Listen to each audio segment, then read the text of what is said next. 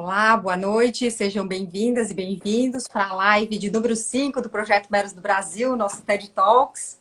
Hoje a gente recebe uma pessoa muito especial, pesquisadora do projeto, doutora Beatriz Padovani, com uma conexão ótima, né, Bea? Já conectada com a gente. Você me ouve? Tá tudo bem? Eu estou escutando super bem. Tá me ouvindo? Tá, perfeito. Aqui tá ótimo, né? Bea, super bem-vinda. Obrigada por ter aceitado o convite, né? Essa é uma série Eu de que agradeço. lives que as pessoas que estão acompanhando, participando, têm visto, né? Ela está relacionada com a gente, um esforço, né, do projeto, da equipe de trazer informação de qualidade científica, né, para as pessoas nesse tempo de pandemia, como uma ação de reforço aí à importância da ciência num tempo tão inseguro, né, tão difícil aí que a gente está enfrentando, né? Então, a Bea vem hoje falar, é a primeira vez que a gente fala sobre pandemia, né? Que a gente vai relacionar diretamente aqui pandemia com conservação da natureza. E aí eu vou apresentar a Bea, a gente tem funcionado mais ou menos assim, né? 45 minutos a gente troca uma ideia, e aí deixa os 15 minutos finais para as perguntas, certo, Bea? Tá. Tá ótimo. Joia? Tá. Então eu vou começar apresentando essa pessoa que dispensa, né, apresentações, que é conhecida de muita gente também, né? A doutora Beatriz Padovani é bióloga com mestrado em oceanografia biológica, doutorado em biologia marinha, é professora titular do Departamento de Oceanografia da Universidade Federal de Pernambuco. Trabalha com ênfase em ecologia, monitoramento de recifes de coral, né, responsável pelo Reef Check no Brasil, áreas protegidas, ecologia, dinâmica populacional de peixes, conectividade ecossistêmica e manejo pesqueiro. Precursora das pesquisas com meros no Brasil, e a gente vai conversar sobre isso também, que é um ponto muito importante, coordenadora do projeto lá em Pernambuco. Faz um trabalho voltado para a biologia da conservação, nosso tema principal da live hoje. Coordena um programa ecológico de longa duração, também os PELDs, né, Bea? No litoral sul de Pernambuco, onde já soma mais Isso. de 20 anos de atuação. Além disso, é uma mulher da conservação, né? É conselheira da Liga das Mulheres pelos Oceanos, tem levado essa Isso. bandeira da conservação e do papel da mulher na conservação, né? Uhum. Também carregada essa bandeira, além de ser membro do grupo de especialistas da União Internacional para a Conservação da Natureza, né? Sim. Para a elaboração de listas de espécies ameaçadas, que a gente Uhum. tem trazido aqui, né? Desde 2007 e atuado também no grupo de especialistas de avaliação global dos oceanos, conduzida pela ONU. Boa noite, Bea. Isso. Boa noite, Mayra. Prazer estar aqui. Obrigada pelo convite. E obrigada a todos, né, que estão assistindo a gente hoje. Joia. Bea, depois dessa breve apresentação, há 2 lives atrás, mas né, nesse contexto, a gente sempre busca trazer informações sobre conservação, mas também Aham. problemas que a gente vem enfrentando, né? Sim. E na live com a Roberta, a gente trouxe algumas informações do esforço de avaliação das espécies, não só nacional, Uhum. mas internacional também, né? Então, a gente tem aí, de um total de meta da IUCN de 160 mil espécies, 116 avaliadas, 160 seria a meta para 2020, né?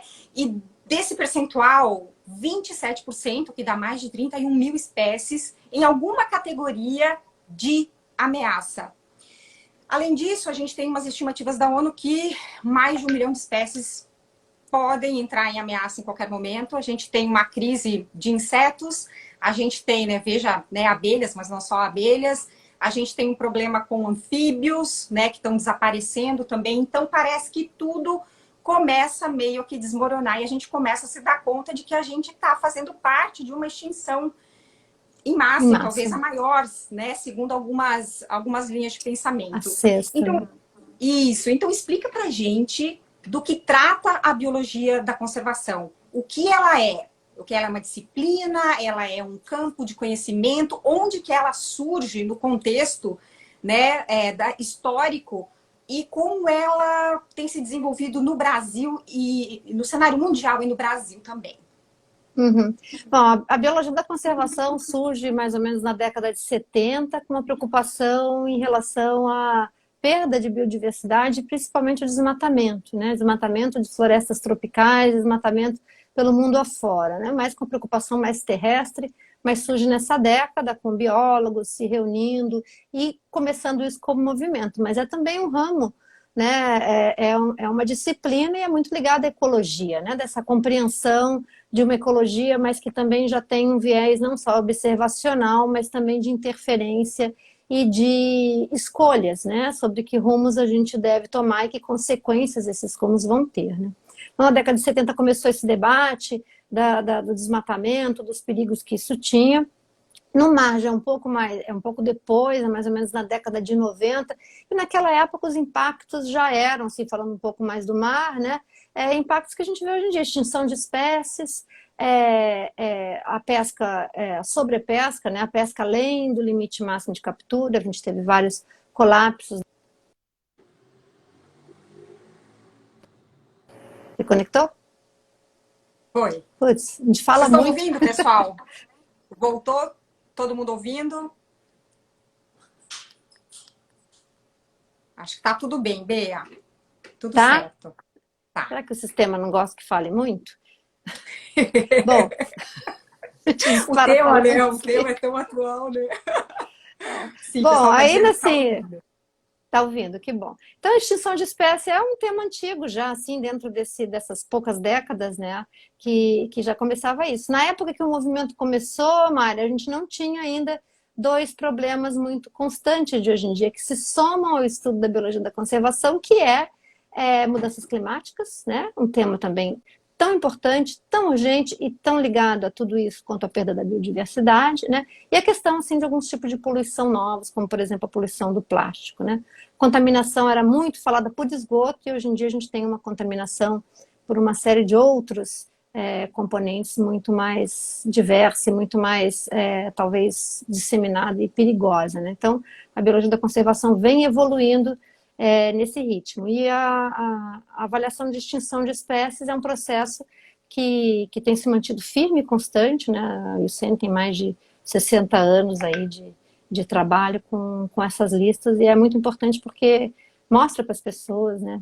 A gente tem mais facilidade de se conectar com as espécies em si, às vezes até do que com o conceito mais ecológico, mas está na hora da gente também adotar esse novo conceito. Né? Uhum. E em que contexto que ela se formou como teoria ou como campo de pesquisa? Ela se formou na preocupação com os efeitos, né? Não só os efeitos em si, por exemplo, do desmatamento, mas que efeitos em cascata isso poderia ter. E no mar é a mesma coisa, se perceber que as nossas ações no meio marinho estavam causando uma perda, principalmente da biodiversidade, e que consequências isso teria. E aí a gente tem dois ramos, né? A gente tem um ramo que se preocupa mais no começo, né, com a preservação em si, como valor intrínseco, como respeito pela natureza, que a gente deve ter, essa motivação mais preservacionista, porque a natureza deve ficar no seu estado original, que a gente tem uma obrigação de preservar a natureza no seu estado original, e uma vertente mais conservacionista, que inclui as pessoas nesse uso e que, enfim, fala um pouco mais de bens e serviços. Essa vertente é uma vertente bastante dominante, ela já está há algum tempo, hoje em dia eu acho que ela é muito mais corriqueira no discurso, né? A gente tem, inclusive, uma conciliação.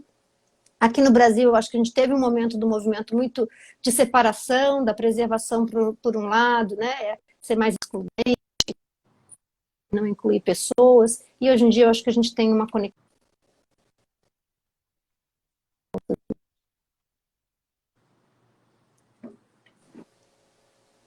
Voltou. Voltou? Acho que agora voltou. Voltou. E as áreas protegidas entram nesse contexto também, né, Mayra? Foi quando as intervenções começaram. Intervenções de proteger espécies, né? A ciência da conservação traz isso. Que medidas que devem ser tomadas? Proteção de espécies, criação de áreas protegidas, que é uma coisa que foi bastante difundida na década de 90, né? Muito importante a criação desses espaços protegidos. E agora a gente tem que fazer uma nova evolução nessa ciência, né? Que é a ciência que coloca a gente numa nova era, numa era em que ou a gente realmente entende a pegada que a gente está tendo no planeta e muda esse rumo, ou consequências talvez muito graves para o meio, para nosso modo de vida, podem começar a acontecer em escala muito maior do que já vem acontecendo até agora. Né?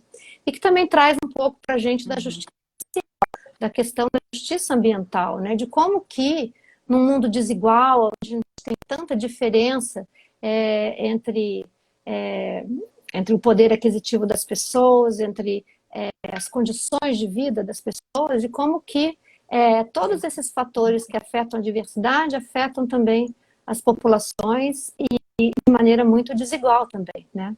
Então a gente também tem que, hoje em dia, dentro do ramo da ciência da conservação, trazer para essa vertente da justiça social e da justiça ambiental. Ainda se tinha uma linha muito forte, eu ainda vejo nas pessoas hoje uma tendência muito forte de pausas, separar ser humano de natureza, né, Bea? Ainda, você diz de separação? Te vejo agora, te vejo melhor. Que a gente ainda vê hoje, apesar de tanto tempo da biologia da conservação e tanto trabalho já feito, a gente ainda vê as pessoas separando natureza de sociedade, né?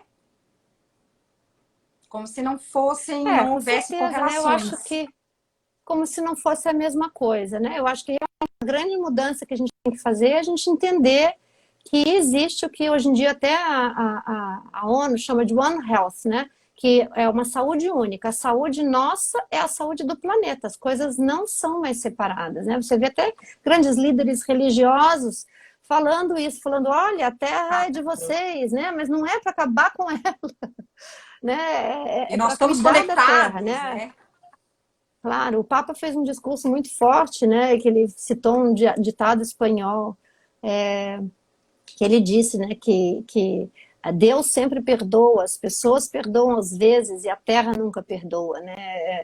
É um discurso de impacto, a gente vê uma mudança que traz para essa urgência desse momento. E a gente tem que se dar conta de que não existe separação. A gente vive aqui, não tem planeta B. O discurso do último Nobel da Paz falou isso, ele trabalha com isso, né? Com astronomia, e ele diz, olha, não tem.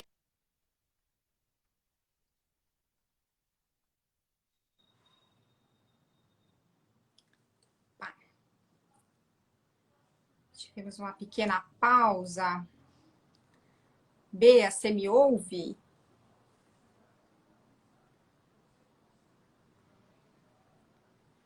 Oi, Bea.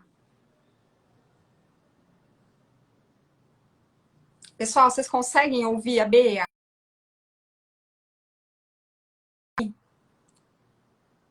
Opa, vou chamar ela novamente, pessoal. Eu acho que ela caiu. Vou dar mais uma chamadinha nela aqui.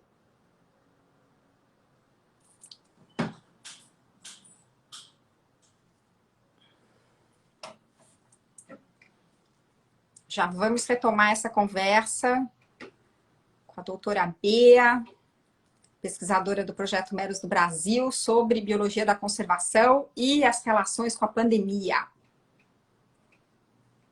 Estamos aguardando ela reconectar. Agradeço a presença e a paciência de quem está aqui.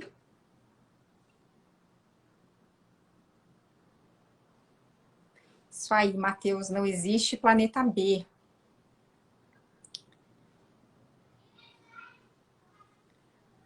Aguardando a Bia conectar.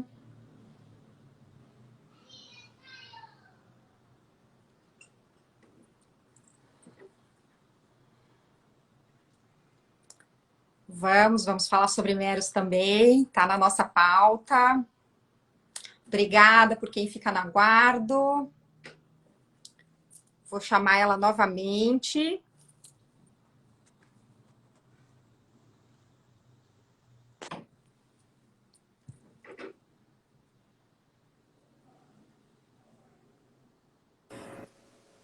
Oi, Bea. Tudo certo, tudo certo. Desculpa. Imagina, tudo certo. Tem duas internets aqui, eu posso trocar. Até a sua imagem está melhor agora. E as pessoas já estavam dizendo que vão esperar, que não, a gente não precisa se preocupar. Então, a gente teve várias pessoas nos comentários reforçando isso, né? Que extinção é para sempre, que a gente não tem um segundo planeta, né? Uhum. E aí, Bea, nesse cenário todo, na tua história, no teu histórico de pesquisadora, no teu histórico de vida, como que a biologia da conservação ela entra, né, na pauta dos teus trabalhos? Como você começa isso e como isso se desenvolve? Para onde isso desemboca? Onde vai dar essa linha de pesquisa aí no teu trabalho?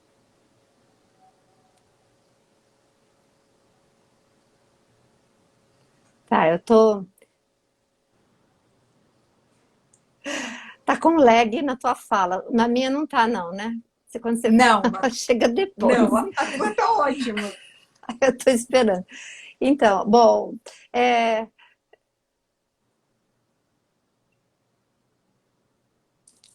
gente, eu tô escutando a minha também depois. Eu vou tentar falar sem me preocupar com isso. Bom, na verdade, assim, eu acho, eu estava pensando hoje, porque você me mandou essa pergunta, e a biologia da conservação começou, eu acho, porque no meu tempo de faculdade a gente já tinha aquela luta conservação das baleias, conservação de espécies, né? Era um tempo que se podia caçar baleia, tartaruga, então eu acho que a gente tinha essa ideia. Mas eu acho também que, assim, trabalhando com pesca, eu comecei a escutar isso muito de pescadores artesanais na beira da praia, falando, olha, isso está mudando, isso está se acabando. Pesquisadores mais antigos, né, que apontavam de mudanças ambientais e de como que essas mudanças estavam também afetando o meio de vida deles, né? Pessoas que vivem numa extrema percepção com o meio ambiente, e estão assim sempre conectadas. E isso acho que foi uma coisa que permaneceu ao longo da vida. Eu sempre trabalhei com pesca artesanal. Uhum. E a pesca é apontada como um dos grandes impactos no ecossistema, e é mesmo, a gente retira espécies, né? Então a gente tem que ter muito cuidado com essa atividade, com a atividade pesqueira, né? Que ela tem que se manter em níveis sustentáveis. E eu estava lembrando, em relação ao mero, por exemplo, né, quando eu cheguei aqui em Tamandaré na década de 90, a gente começou a investigar, enfim, a situação, o estado de conservação dos ambientes, a saúde dos recifes de coral, as espécies de peixe, e foi um pescador que chamou atenção para isso. Ele falou, olha, vocês estão preocupados aí com os corais, mas e o mero? Ele disse, tinha muito mero aqui, e o mero desapareceu, mataram os meros. Tinha mero, quando eu era jovem, ele falou, eu via muito mero, e o mero acabou. E então, naquela época, a gente começou a fazer um questionário de levantamento de mero por correio, né? Que é uma coisa fantástica, eu estava me lembrando hoje em dia. Imagina você mandar questionário por correio e as Trabalho pessoas enorme. responderem o questionário. É Hoje em dia igual você começar pede, a pelo fazer amor de entrevista. Deus. Igual começar a fazer entrevista e gravava em fita cassete, né? A gente gravava as Guardado. entrevistas e depois transcrevia de ouvido. Hoje você vai com o smartphone e depois É, você bota no computador e vai ditando, ele reconhece a sua voz, né? Então é um trabalho é, gigantesco. pois é. É. Isso, e foi uma emoção muito grande receber a porção de carta de volta, né? Eu recebi de vários lugares do Brasil, nós recebemos, eu e o Mauro, a gente estava fazendo esse trabalho junto, e nisso todo mundo ecoava o que os pescadores falaram, né? Esse pescador de mergulho, na realidade, eles tinham começado na década de 60, junto com os veranistas, a mergulhar e pescar de arpão. E todo mundo dizia, estão diminuindo, estão diminuindo, estão diminuindo. Então a gente começou por Tamandaré. Tamandaré, na época, se tornava um município, se emancipava, e a gente fez uma proposta para uma vereadora, colocando na lei orgânica do município, vereadora do outro município. Então, entrou na lei orgânica do município de Tamandaré, em 1996, a proteção ao mero. Acho que foi a primeira proteção de uma espécie de peixe, né? E é Eu acho que uma quebra de essa, paradigma, porque quando a gente pensa em essa conservação, a informação gente... essa informação é desconhecida de muita gente, né, Bia? As pessoas, quando pensam em conservação, tanto das espécies quanto do mero, não sabem não sabem dessa informação também, né? Não tem ideia. Lembram da portaria, É. mas não sabem que teve um trabalho pioneiro lá na década de 90, que foi o teu trabalho, né? Que foi graças à informação e observação e à referência dos pescadores, né? Que é muito importante, né? A gente, numa época como agora, em que a gente vê a vulnerabilidade das pessoas mais antigas, né? E acha que tudo bem, a gente vai perdendo essa memória, né? A memória da gente de como o mundo era, que é só essa geração mais antiga que pode passar para as mais novas. E também, Então, Bea, eu acho que é uma eu acho que lição dupla. essa nova geração, talvez, ache estranho que esses primeiros trabalhos eles venham da percepção de quem a gente acha que é, apesar da pesca ter um grande impacto, né? De quem é É. um grande predador. Mas também tem esse grande arcabouço de conhecimento, né, Bê? Então, primeiro alerta no caso do mero, e aí foi praticamente para o Brasil todo, né? Depois se replicou em outros lugares também, né? Entender que o mero estava em ameaça, isso veio da sociedade, né? Veio das pessoas que estavam no fronte, Da sociedade. que já estavam, né? Os pescadores e pescadoras artesanais, especialmente, né? Que muitas vezes as pessoas acham que não tem conhecimento, né? E a gente É, trabalha com outra linha de trabalho, né? De é, pesquisa. é. E relembrando a história da ciência da conservação, foi mais ou menos na mesma época da conservação marinha surgiu, que também surgiram alguns trabalhos etnológicos muito importantes do mar e que já traziam medidas de manejo, os trabalhos de Johannes, que são clássicos, né? As primeiras áreas Clássico. protegidas a gente acha que foi no mundo moderno, mas já existiam em ilhas do Pacífico, na Amazônia também já existia várias medidas de conservação, pela percepção do nosso impacto e pela percepção também da nossa necessidade de intervir, de sermos conscientes nas nossas ações no planeta. Uhum.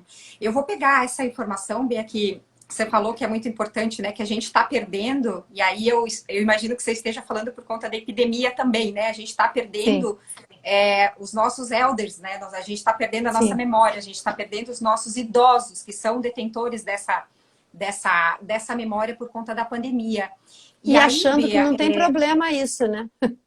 exato, são só X vidas, né? Ou vamos sacrificar isso em detrimento ao nosso crescimento econômico, se a gente Uhum, talvez não tenha mais para onde crescer, né? Então, esse desrespeito à vida humana e à vida dessas pessoas que estão há mais tempo que nós, né? No sim. planeta. E aí, Bea, a gente vê dois pontos importantes para dialogar contigo na questão da pandemia. Primeiro, né, a questão delas se tornarem mais frequentes e disso ser, né, já uma questão anunciada, e isso não só no Uhum. cinema, né? Você vai ver lá no Sim, Netflix, os top 3 filmes são os de pandemia, né? Os documentários, né? Não foi uma coisa só anunciada na ficção, foi algo alertado já, né? Alertado por quem? Pelos cientistas e pesquisadores que já sabiam que isso ia acontecer. Então a gente tem essa ponta e por quê. E depois, Bea, também como a gente relaciona isso com o que a gente está enfrentando agora e como isso vai mudar daqui para frente, né? Então queria que tu nos traçasse um panorama das relações, né, da biologia da conservação com o que a gente está passando agora, que é inédito para as nossas vidas e muda, sim, o curso da uhum, humanidade, né? sim. É. Existe, hoje em dia já é consenso, né, quando a gente levanta vários trabalhos publicados de que, e não é de agora, as zoonoses não são coisas tão recentes assim, né, e elas são fruto e são causadas, intensificadas e magnificadas pela degradação de ambientes naturais, pela nossa expansão cada vez maior em áreas selvagens, né? Então a gente vai espremendo essas áreas naturais cada vez mais, você tem assentamentos humanos próximos a esses locais e colocam em contato, nos colocam em contato com espécies que são reservatórios de vírus, de bactérias, de patógenos, que normalmente a gente não estaria, né? Uhum. E um contato que às vezes também é para alimentação e às vezes não, né? Então, é a degradação e a realmente a motivação que começou a biologia da conservação, que é o desmatamento, né, e a extinção de espécies, que hoje em dia está no epicentro dessas epidemias tão sofisticadas, né, de vírus que não eram, que deram um pulo, né, um organismo extremamente simples que consegue saltar de uma espécie para outra e causar efeitos que está todo mundo tentando entender cada vez mais, né, cada vez pior. Então, existe uma relação com esse consumo de animais silvestres, né? A princípio foi muito relacionado aos mercados molhados, né? Aos wet markets da China, mas isso depois foi um pouco corrigido na medida em que o conceito do wet market não é só venda de animais selvagens, é mercado de frutas, carnes frescas, né? Então, isso ficou um pouco estigmatizado, as pessoas se apressaram em passar julgamentos muito extensos, né? Aos hábitos culturais, né, de populações asiáticas, que são os nossos também, né? Você vai numa feira de interior, você vê o pessoal saindo com galinha embaixo do braço, né? Viva, coitada, amarrada. Exato. Mas isso também traz uma outra questão que é importante, que é do tratamento dado aos animais, né? Que eu acho que é uma bandeira também que é importante da gente ter, né? Consumo de animais selvagens é uma coisa perigosa mesmo, né? Quanto mais espécies e algumas em extinção, né? O pangolim, por exemplo, está no meio dessa questão aí, é uma espécie em extinção, proibida o uso, e também maus tratos, né? Tem alguns trabalhos que mostram que em situação de extremo estresse, e o extremo estresse pode ser causado pelo tratamento que é dado aos animais, mas também pela situação de degradação ambiental, podem ajudar na evolução dos vírus e bactérias e na sua migração de uma espécie para outra. Então passa por todo um respeito também No tratamento, que a gente no tem que ter, bem-estar né? animal.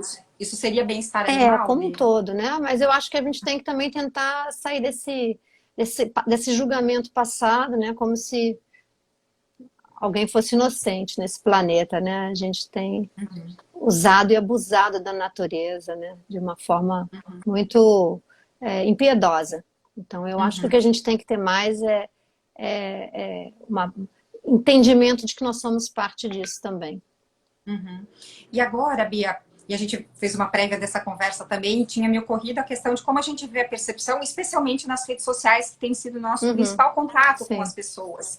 Então, de uma ideia, eu acho que ela foi mais inicial, agora, né, as importâncias ao longo das semanas mudam, né? Aquela coisa assim, eu começo fazendo yoga e termino a semana comendo, né, um saco de batata frita. Então, as nossas emoções, elas estão muito afloradas, mas essa percepção das pessoas de que a natureza está se reestabelecendo Operando. porque a gente está, teoricamente, em casa, né? Então, eu queria que você abordasse um pouquinho dessa percepção. Ao mesmo tempo que a gente começa a ver também vários artigos científicos sendo publicados já, falando desses impactos, o que a gente pode esperar, o que a nossa percepção não influenciada pelas fake news, mas o que ela está correta com essa questão, né, de se o ser humano está em casa, a natureza se restabelece. Isso há mais, né, há 2 meses que a gente está vivendo um tempo muito diferente, né, mais de 2 meses. E desse boom de material novo, né, científico que tem aparecido, o que se traz, o que está trazendo de novidade para a ciência? Então, assim, tem um efeito muito importante dessa do lockdown, né? Da diminuição da movimentação das pessoas, né? Diminuição de todo tipo de emissão de carbono tem acontecido. Por exemplo, 2020 é o ano em que a gente devia estar começando impreterivelmente a redução das emissões de carbono. E aí a gente vem falhando miseravelmente nessa caminhada em termos de percepção global, de lideranças globais, né, em relação à disposição em relação a isso. Vem a epidemia, vem a Covid, e a gente esse ano a previsão é que a gente até o final desse processo tem uma emissão que era o esperado por ano daqui para frente, até 2030, para reverter o caminho de mudança climática em que a gente está. Então, coincidência ou não? Coincidência ou não, era assim que a gente devia estar conseguindo. Como, né? É isso que a gente tem que agora equacionar. Essa volta, como ela vai ser. Infelizmente, quando a gente olha os gráficos de emissões e em epidemias, Segunda Guerra Mundial, tem uma queda, mas depois tem uma recuperação brutal. Essa recuperação não pode ser brutal dessa vez, né? Essa volta vai ser o momento mais importante da nossa história na Terra, porque ela vai dizer o que a gente vai pretender fazer daqui para frente.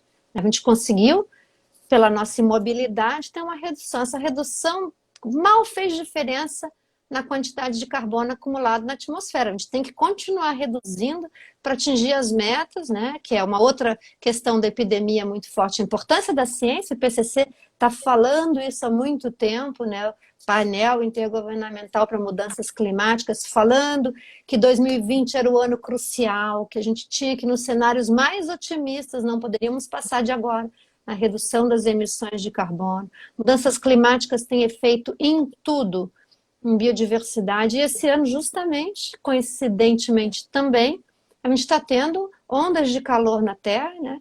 Esse é o segundo ano mais quente da história das medições, né? E os 2 anos mais quentes ocorreram nos últimos 10 anos, né? A gente está tendo branqueamento de coral em toda parte, né? Santa Catarina Então, enfrenta uma estiagem enorme. uma estiagem em Santa Catarina, Paraná, uma estiagem horrível, né? E o que acontece quando a gente tem grande aquecimento da água do mar, são também grandes tempestades em seguida, desequilíbrio de chuvas. Então, o que a gente vai ter no planeta é uma situação muito desfavorável para a nossa vida, que é tão tranquila, né? E principalmente quem vai sofrer mais são populações que dependem de recursos naturais, porque a distribuição dos recursos naturais começa a mudar, né? Então, é um momento muito dramático, eu considero, né? Assim, acho que a gente tem que parar todo mundo e começar a se informar sobre isso e pensar, participar de movimentos de cobrança, de lideranças globais, para que os padrões sejam alterados. Agora, é claro, sim, que no dia a dia não tem ninguém na rua, os capivaras começam a atravessar a rua, né? Não tem tanto barco circulando, a gente vê que sedimento assenta, né? Menos movimentação de lancha, capim-agulha cresce de novo, os manguezais começam a brotar. Então, claro, a nossa pegada é enorme, né? Só que a gente tem um processo gigantesco para reverter. Isso aí não vai bastar para que as coisas voltem como elas eram. A gente vai exigir da gente mais que isso. Mas é um momento de grande reflexão. Por outro lado, Bea, eu lembro que você mandou um artigo também e eu acho que foi em algum país da Ásia, e a gente teve na mesma semana aqui uma grande apreensão de garoupas, né? Num período em que a gente não pode pescar essa espécie aqui. Então, a pessoa que pescou não tinha autorização e quem comprou também não tinha autorização, né? Você tem visto isso? Você que está nesse front, tem visto esses roubos de biodiversidade se intensificarem nesse período em que não só as pessoas estão em casa, mas as coisas estão, de certa forma, meio suspensas, porque, enfim, a saúde pública e a economia estão numa briga e aí sobrou um outro cenário paralelo, né? Parece que as pessoas não veem. Como você tem sentido isso? Tem esse contraste, ao mesmo tempo em que a pesca, nesse momento, o extrativismo, a pesca, a produção de pequena escala se mostra como grande alternativa para as comunidades tradicionais, a gente também tem, por outro lado, as pessoas aproveitando, né, da diminuição da fiscalização e realizando infrações, né?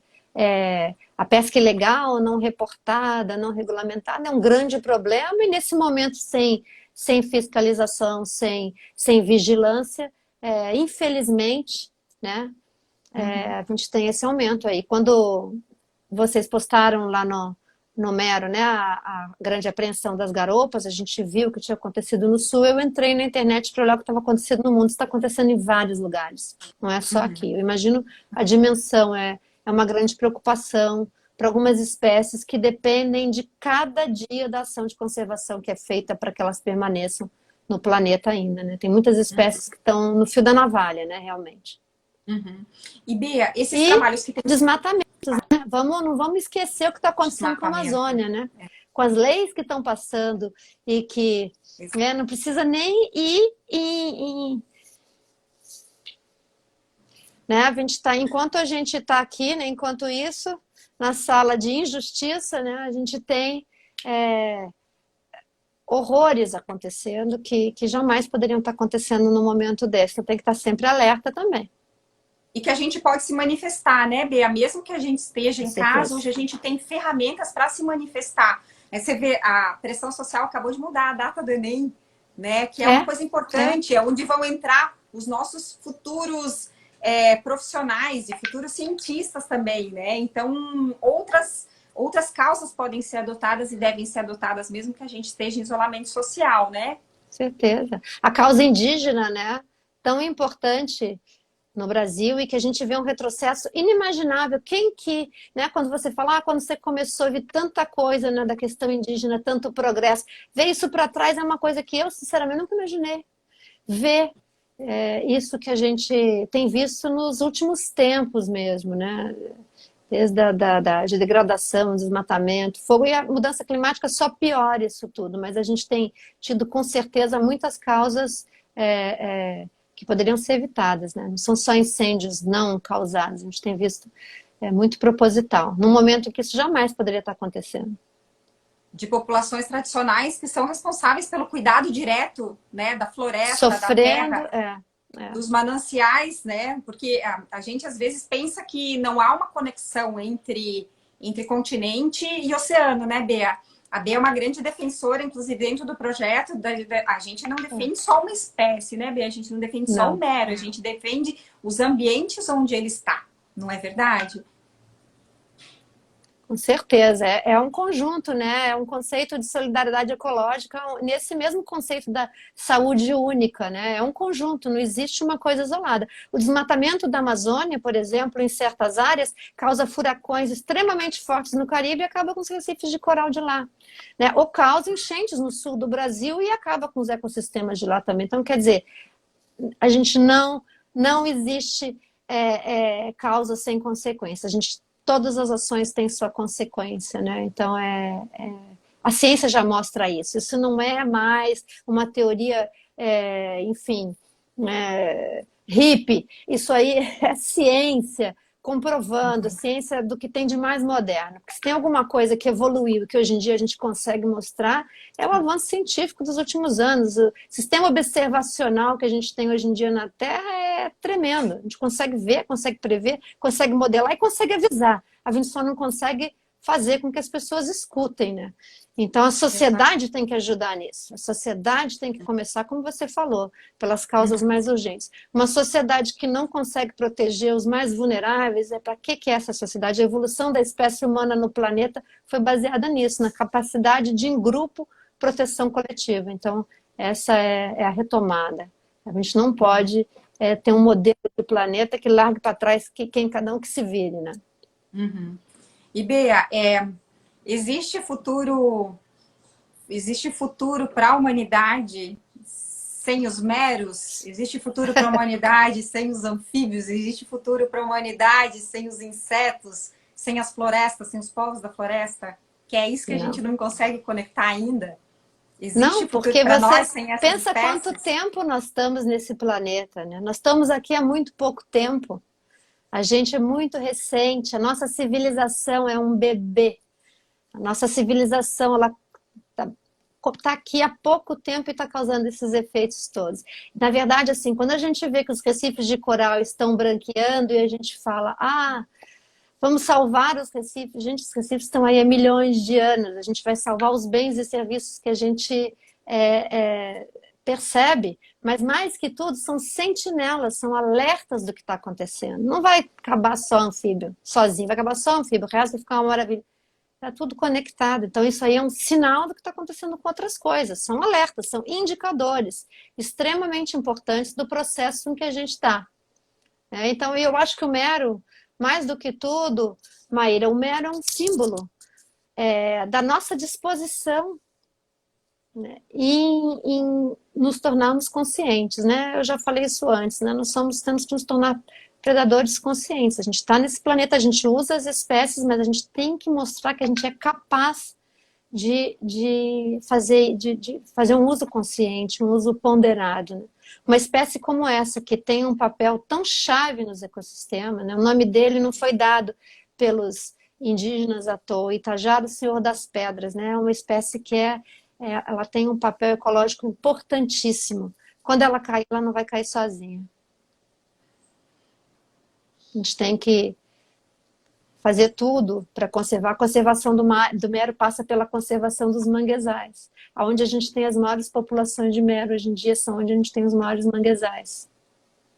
E eu lembro de uma fala sua que ela está relacionada com o sofrimento, né, desse bicho, porque quando a gente pensa, e aí eu acho que isso é uma mudança muito grande de paradigma também, porque é fácil a gente se sentir enternecido por uma espécie, por uma outra espécie que não seja um peixe, por exemplo, né? Um peixe, que também tem direito à vida nesse aspecto, né? A gente trabalha com uma espécie super difícil de conscientizar. E aí você tem uma fala muito linda, que é essa do sofrimento também, né? Porque a espécie também sofre.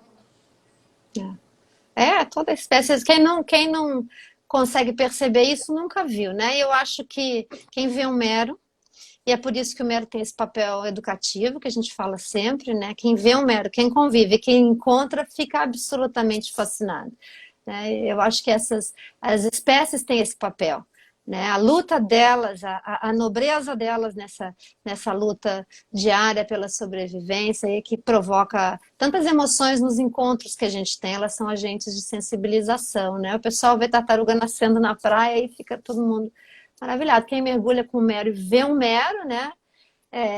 Sai da água completamente encantado, né? Uma experiência Encantado. muito especial, uma experiência muito poderosa. Então, acho que passa por aí também. Eu queria te fazer uma última pergunta antes da gente abrir para as perguntas do público, que são várias, e são várias colocações, e várias colocações de apoio também a esse pensamento, né, Bea? É uma visão de futuro tua, da situação que a gente está passando, né?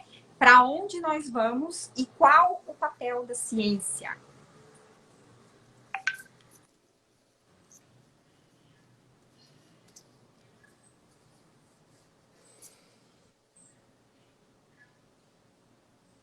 Olha, bom, deixa eu tentar me lembrar.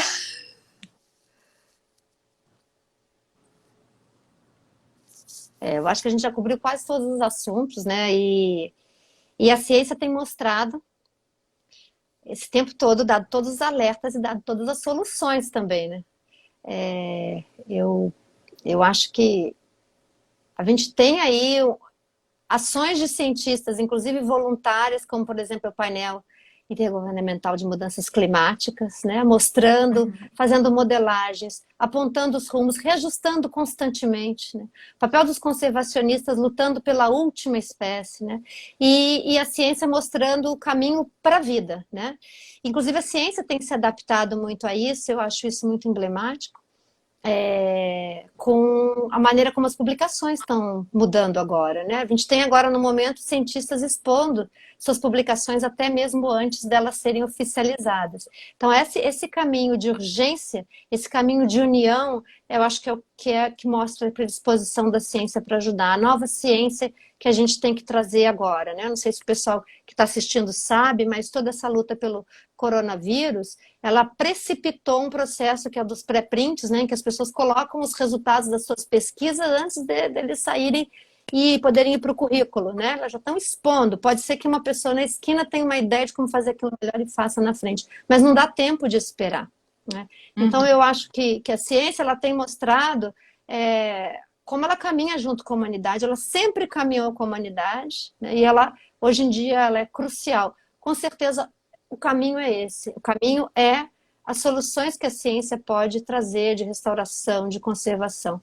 Mas a participação das pessoas como um todo, dos cidadãos como um todo, entendendo essa ciência, apoiando essa ciência e tentando entender os caminhos certos, porque a gente vive uma realidade de verdades, de inverdades, né? Você mesmo falou aí de fake news, de tudo. Então, eu acho que a gente também, na ciência, tem um papel de informar melhor a sociedade, no nível que a sociedade pode capturar, em todos os níveis que a sociedade precisa para capturar. Então, eu acho que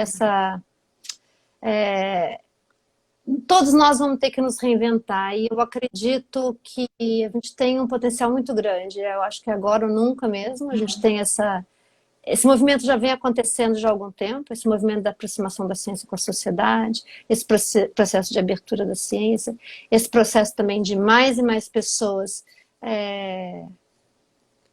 surgirem movimentos, principalmente das pessoas jovens também, né, de conservação. Então, eu acredito nisso, eu acredito porque eu acho que é a nossa única opção. Né? Eu não consigo ter uma visão cínica de... Eu acho que a gente tem um destino interessante reservado à nossa frente. E esse destino não é o destino da catástrofe, simplesmente. Acho que esse destino é o destino da reinvenção, né? Esse grande conhecimento. Para que a gente tem uma capacidade cerebral tão extraordinária se não for para a gente encontrar uma solução melhor para a nossa vida no planeta? Então, eu acredito nisso. Não sei se eu respondi totalmente. Sem dúvida. Sem dúvida. Eu Traz também me essa pergunto conectividade. isso todo dia, Maíra. E é muito bom a gente nunca parar de perguntar, né, Bea? Né? Você traz uma lição de grande humildade, né? Uma pesquisadora que está tanto tempo trabalhando já, né? Já tem um domínio tão grande, né? Das suas áreas de pesquisa, ainda continua se fazendo essa pergunta. É uma forma de mostrar uma grande humildade perante a natureza, perante a sociedade também. E a gente tem umas perguntas bem interessantes aqui, que eu queria começar. Você pegou, né? A gente terminou aqui no ponto da ciência, e aí eu acho que foi o Rui... Deixa eu voltar aqui, o Rui Slavery. Como está sendo ser pesquisador, cientista no Brasil na atualidade?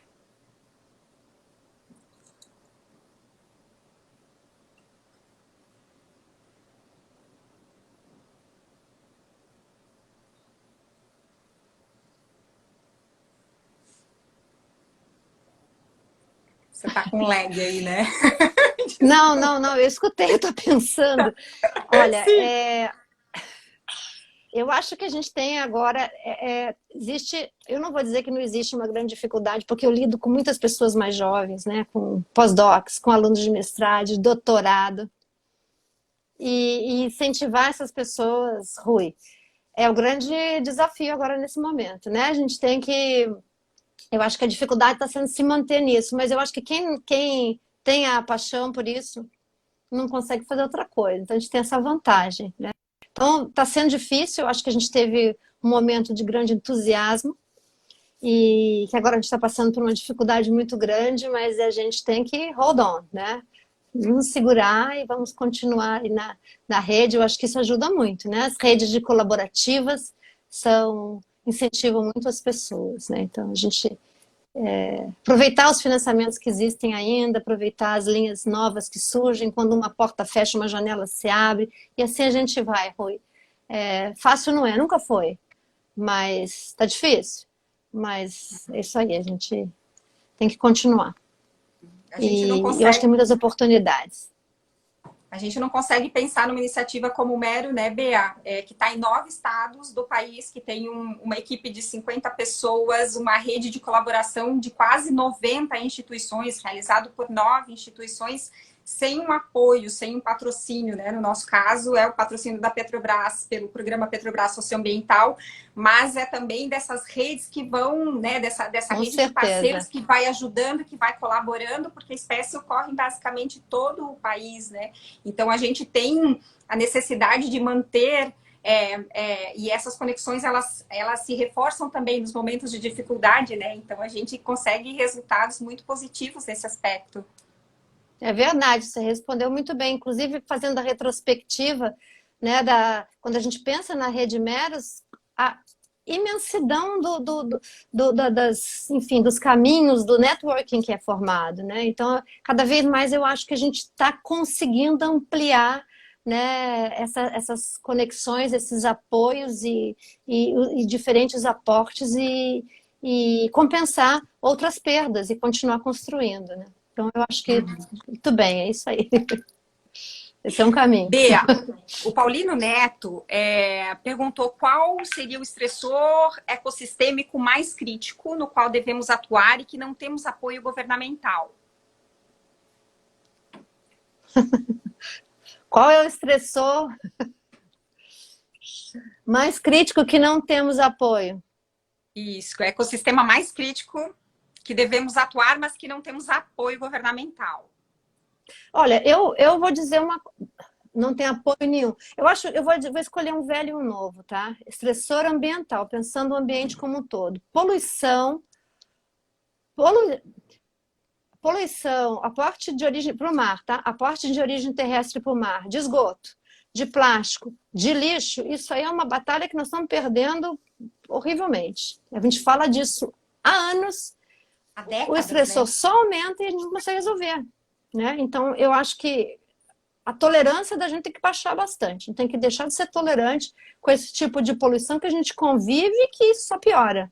Os oceanos estão cada vez mais irreversivelmente poluídos.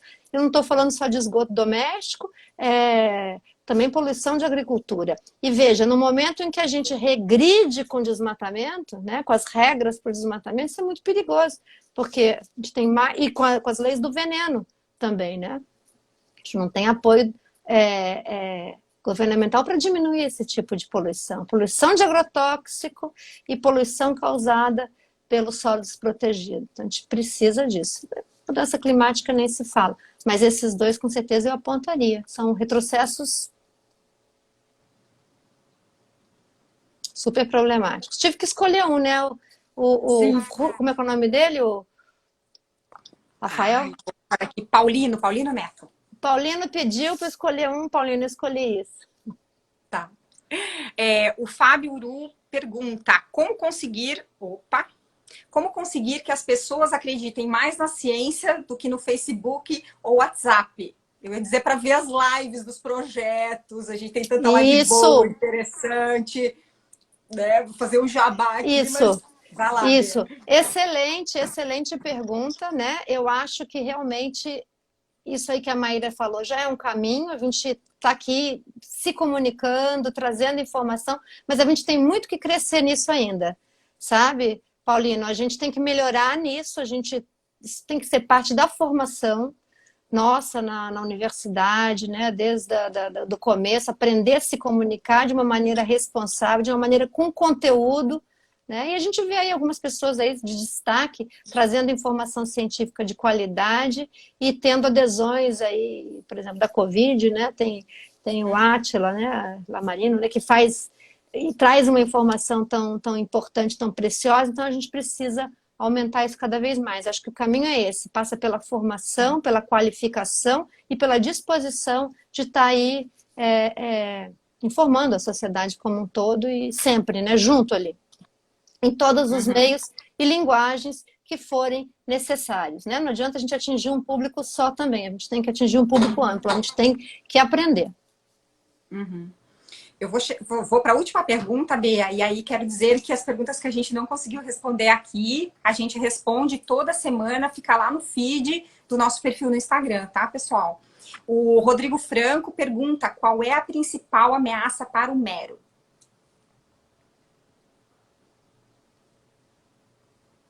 Olha, a principal ameaça para o mercado, tá? Eu não vou dizer que é uma só, é difícil a gente dizer, com certeza a pesca, né, assim, aquela última pesca que a gente não consegue parar com ela é muito. Né? Saber que existem pessoas que ainda, uma pessoa vai lá que poderia produzir milhares, milhões de ovos, né, e repovoar. É uma ameaça que sem fiscalização é muito difícil, mas eu acho que a degradação dos manguezais também é muito importante. A gente viu isso em Pernambuco agora, né, os últimos trabalhos que a gente desenvolveu, a gente viu um declínio, uma melhoria através da moratória, da conscientização das pessoas e depois um declínio em degradação recente de manguezais. Então, o difícil agora é a gente escolher uma coisa, a gente tem que agir em todas as frentes. Então, eu diria que são essas duas. Poluição também desculpa, não consegui responder uma coisa só, mas na última live isso ficou bem claro, né? A contaminação das águas e como que o mero né, uma espécie que Nada. demonstra exatamente no grau de contaminação.